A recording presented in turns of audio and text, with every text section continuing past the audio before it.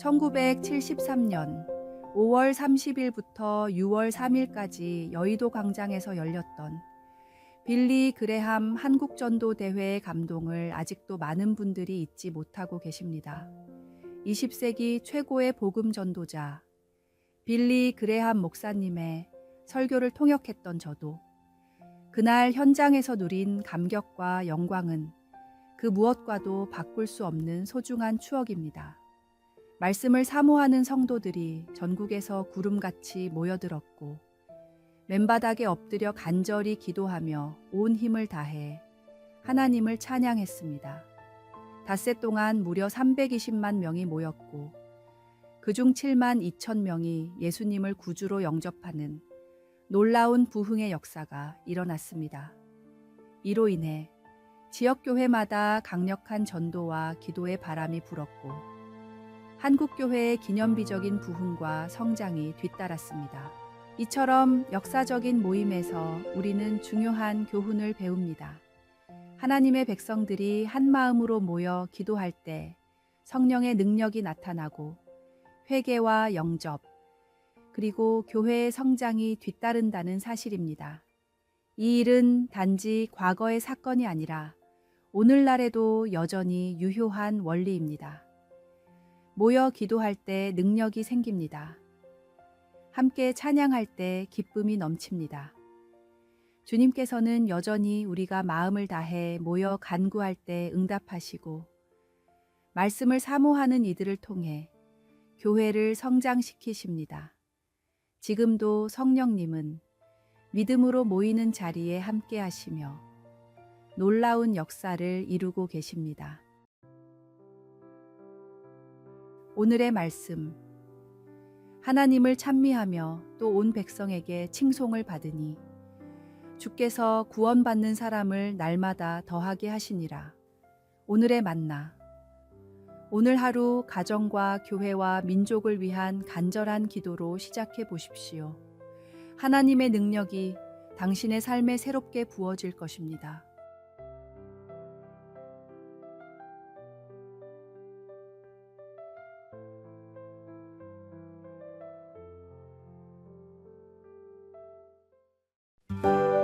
(6월 3일) 화요일.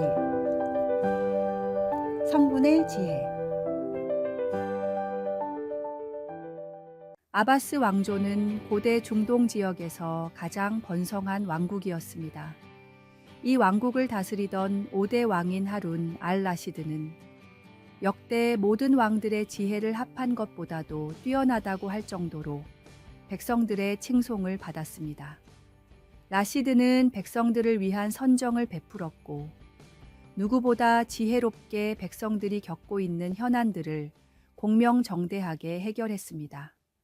그러나 라시드가 처음 왕이 되었을 때는 백성들의 불만이 들끓었습니다. 평생 왕족으로 살아왔기에 백성들이 겪고 있는 문제와 실제적인 어려움이 무엇인지를 제대로 살피기 어려워 동떨어진 판단을 내렸기 때문입니다. 라시드는 고심 끝에 백성들 사이로 들어가는 방법을 택했습니다. 틈만 나면 평민의 옷을 입고 평민들 틈에서 함께 지내던 라시드는 마침내 백성들의 눈높이에서 문제를 이해하게 됐으며 이때부터 성군으로 불리기 시작했습니다. 어떤 사람의 마음을 가장 잘 아는 방법은 그 사람의 위치에 서보는 것입니다. 예수님은 이 땅에 온전한 인간으로 오셔서 우리에게 다가오는 모든 유혹들을 직접 경험하시고 이겨내셨기에 우리의 마음과 심정을 누구보다 잘 알고 계십니다. 우리 곁에 항상 함께 계시며 우리의 모든 아픔과 슬픔을 아시고 위로하시는 친구이자 위로자이십니다. 오늘의 말씀. 너희가 나를 선생이라 또는 주라 하니 너희 말이 옳도다. 내가 그러하다.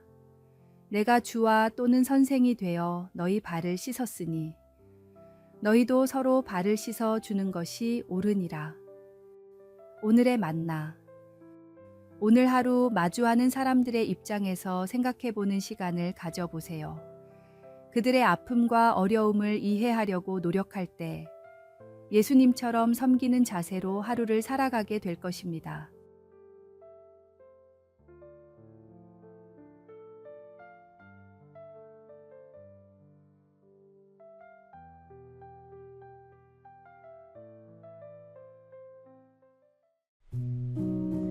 (6월 4일) 수요일. 호랑이 우리 속으로. 모노레일을 타고 동물원을 관광하던 한 남자가 갑자기 호랑이 우리로 떨어졌습니다. 이 모습을 본 관광객들은 깜짝 놀라 재빨리 신고를 했지만 더 놀라운 일은 그 후에 벌어졌습니다. 남자의 접근에 놀란 호랑이는 주변을 돌며 경계하다가 결국 달려들어 남자를 마구 공격했습니다. 다행히 재빨리 달려온 구조 요원들 덕분에 남자는 구조되어 목숨을 건졌습니다. 이후 조사에서 이 사고의 충격적인 진실이 밝혀졌습니다. 남자는 사고로 떨어진 것이 아니라 자진해서 모노레일에서 호랑이 우리로 뛰어내린 것이었습니다. 그 이유는 단 하나, 호랑이를 가까이서 보고 싶어서였습니다. 그런데도 이 남자는 단순한 호기심 때문에 위험을 무릅쓰고 행동했습니다. 결국 추락으로 팔다리가 부러지고 호랑이에게 물려 폐까지 뚫리는 심각한 부상을 입었습니다.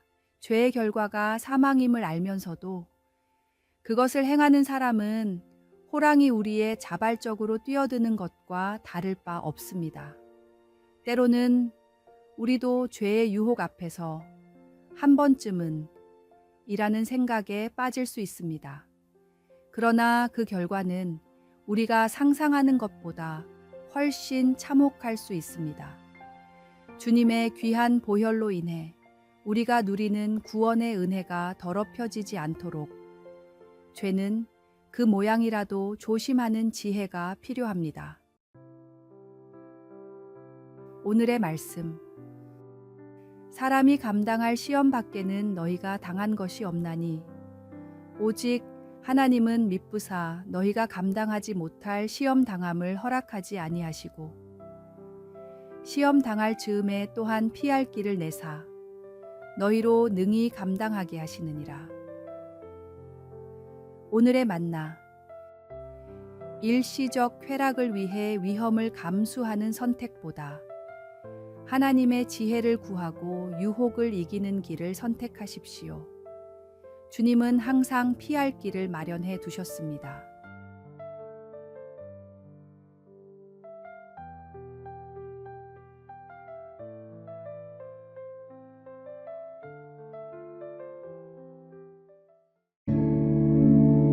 (6월 5일) 목요일. 발을 씻기신 주님. 중동 지역의 대부분은 사막이거나 건조합니다. 무더운 날에는 50도도 넘어가기 때문에 하루 종일 땀이 나는데 사막지대를 건너기라도 하면 발은 온종일 모래로 뒤덮입니다. 땀과 모래로 하루를 보내기 때문에 중동에서는 발을 매우 더럽게 여깁니다. 동등한 지위의 사람들끼리는 남의 발을 손으로 가리켜서도 안 됩니다. 부끄러운 곳을 지적하는 무례한 행위이기 때문입니다. 이 지역의 사람들이 누군가에게 줄 수 있는 가장 큰 모욕도 신고 있는 신발을 들어 때리는 것입니다. 발을 씻기는 일은 하인 중에서도 가장 낮은 하인이 해야 하는 천한 일이었습니다. 예수님이 제자들의 발을 씻기려고 하실 때 제자들이 큰 충격을 받았던 것도 이런 이유 때문이었습니다. 하나님의 아들인 내가 이처럼 낮아졌듯이 너희도 스스로를 낮추어 다른 사람들을 섬겨라. 예수님이 제자들에게 마지막으로 가르치셨던 것은 겸손입니다. 만왕의 왕이신 주님은 제자들의 발을 씻기시고 세상의 가장 낮은 사람들을 찾아가 사랑과 은혜를 베푸신 겸손의 주님이셨습니다. 높아지고 강해지려는 세상의 속성을 따라 살지 말고 더 낮게, 더 약한 사람들을 찾아가 섬기는 사랑의 속성을 따라 사십시오. 오늘의 말씀. 내가 주와 또는 선생이 되어 너희 발을 씻었으니 너희도 서로 발을 씻어 주는 것이 옳으니라. 오늘의 만나. 누군가를 섬길 기회를 찾아보세요. 가족이나 직장 동료, 이웃에게 작은 친절을 베푸는 것부터 시작해 보십시오. 예수님처럼 낮아져 섬길 때 오히려 우리의 영혼은 높아지고 풍성해집니다.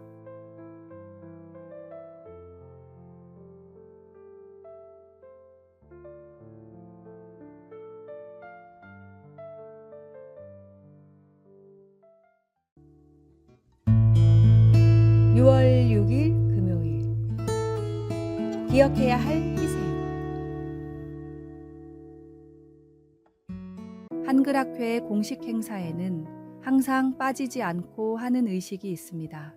일제치하 말기 때 한글 말살 정책에 대항해 모진 고문을 버티고 죽음까지 불사했던 많은 학자들에 대한 묵념입니다.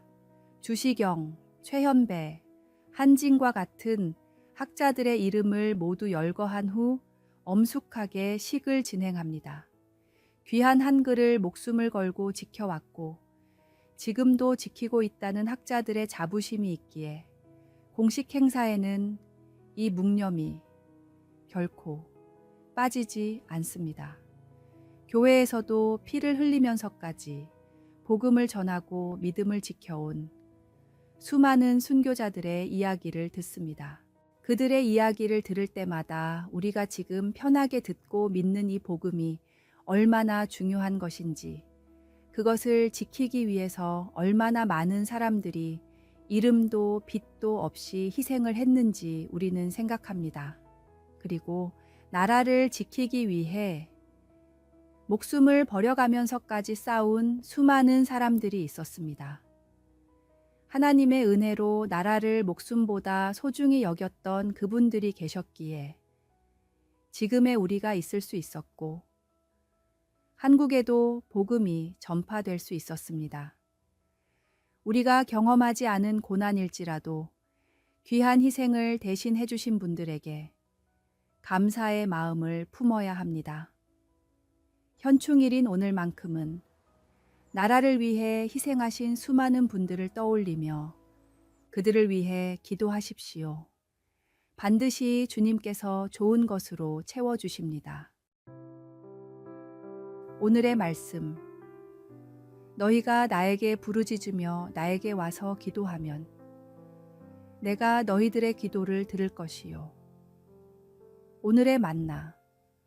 나라와 민족을 위해 생명을 바치신 분들을 마음에 새기고 그 희생이 헛되지 않도록 우리의 삶을 소중히 살아가는 결단을 해보십시오.